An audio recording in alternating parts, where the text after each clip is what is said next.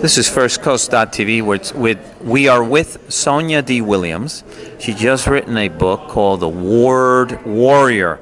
It's the life of Richard Durham concerning his career in the whole radio and writing, and very, very interesting life. So my question is, why did you pick this gentleman, which most people didn't know who he was?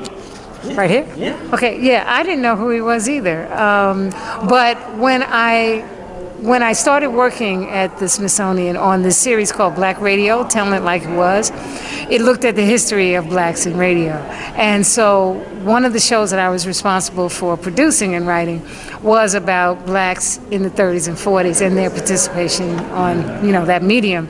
And two of my colleagues said, well, you have to include Destination Freedom and this man named Richard Durham. And I was like, who's that?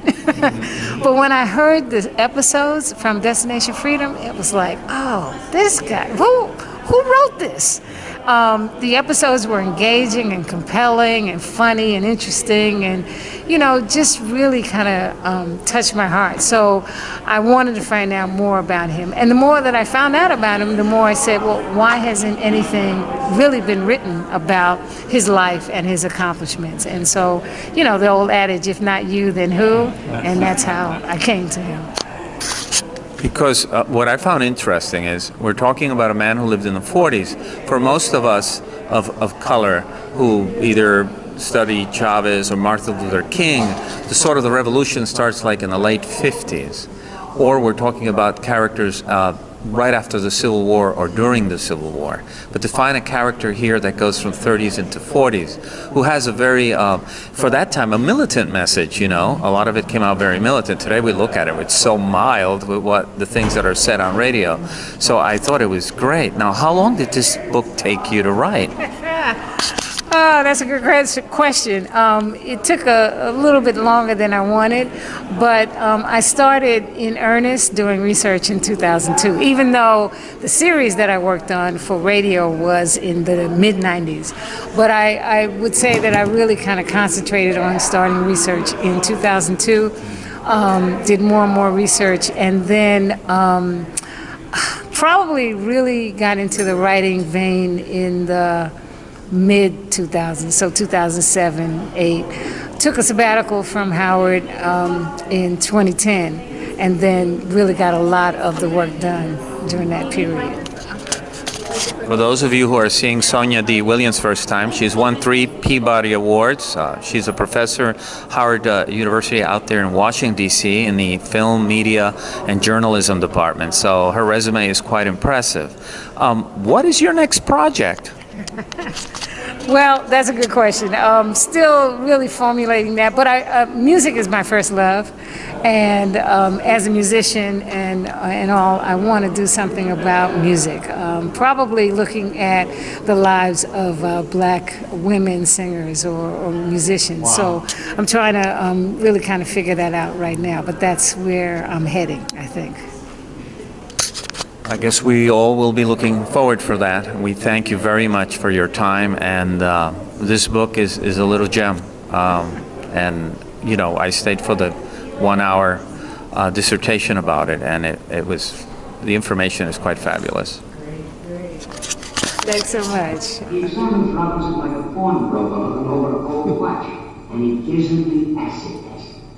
What do you think of Brooklyn Robinson? Got nothing against it. What do you think of Jim Crow? Okay, I know what you mean. That's part of the proposition. Maybe you'll make it, maybe you won't. I never seen you play. My scouts say you're okay. But for this, we need a cool, quiet sort of fellow. One who can keep all that trouble and not let rise again. You know what I mean? For the next 4 or 5 years, Richard Durham follows Ali everywhere. He interviews his first wife, his second wife, his trainers, his friends, his opponents, and he follows them all over the country. And his editor, they got a contract with Random House, one of the major publishing houses in New York. And so what happened was they were traveling all around, And his editor was a woman who you probably, again, those of you who are writers and should read a little bit of everyone, is a woman who is now a national book honoree. She is a Nobel Prize winner and she's a Pulitzer Prize winner, and that's Toni Morrison. So Toni Morrison was his and Ali's editor. And she said the only problem that she had with Durham, she said he was a fantastic writer. She loved working with him because anything he turned in was absolutely wonderful, except that 3 or 4 years into their association, he had turned in very few pages. They're like, look, we need a book. We gave you this massive advance. I think the advance was like $250,000. And they figured that this was going to be a major seller. But it was hard for him to really turn in the products because he was running around the world with Ali, and he figured that the book that was going to come out of this association needed to end with Ali getting his championship back. So, of course, if you know the Ali story, in 1974, he fought against George Foreman and won in Zaire in Africa. And that's where the book ends. This is the book, The Greatest, my own story.